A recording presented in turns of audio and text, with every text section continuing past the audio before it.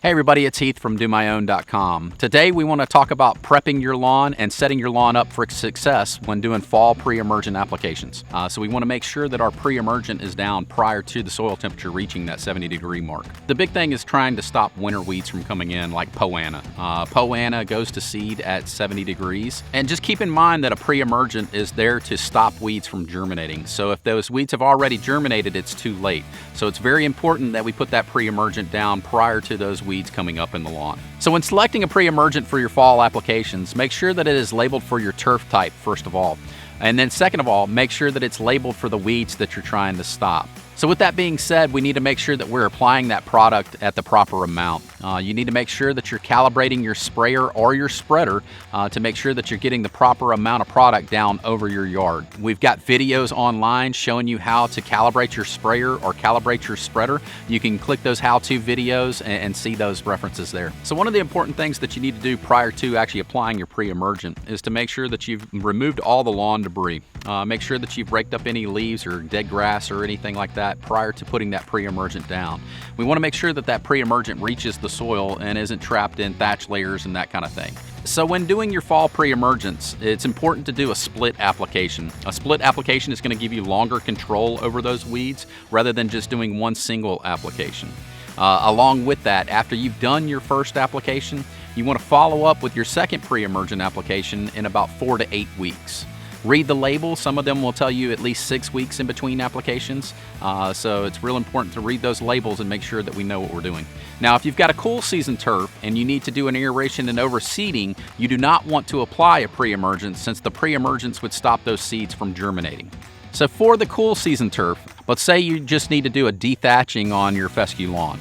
You've got a good stand of turf, you're not going to aerate and overseed, but you want to remove some of the dead areas out of the lawn.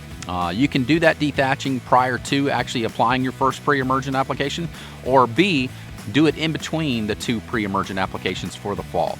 Apply your pre-emergent first, then do your dethaching, and then come back with your second pre-emergent application 4 to 8 weeks later.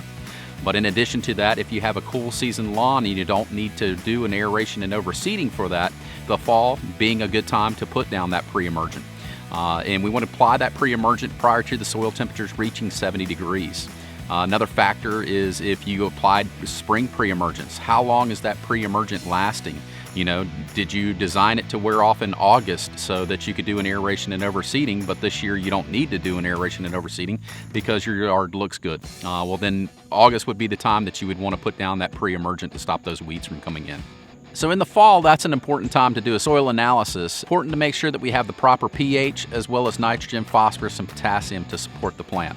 So after you've done your soil analysis and you've gotten your feedback on what you need, you can actually find fertilizers with pre-emergent blended into it.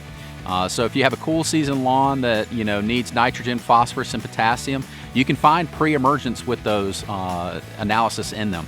Another good thing is, for warm season turf, if you need potassium, there's a lot of good fertilizers out there like 007 that is mixed with pre-emergent that you can use at the same time. If you're applying a granular pre-emergent application, you can water that pre-em in right away. If you're doing a liquid application, I want you to wait about 24 hours, let that pre-emergent dry on top of the surface, and then water it in the following morning. Make sure that we're doing 1/4 to 1/2 inch of water just so that we can get a good soaking and make sure that we put that pre-emergent to the soil. So if you like this video and it was helpful, please click our subscribe button to check out our other videos, and be sure to like this or leave a comment if you have any questions about this video. Thanks again for watching.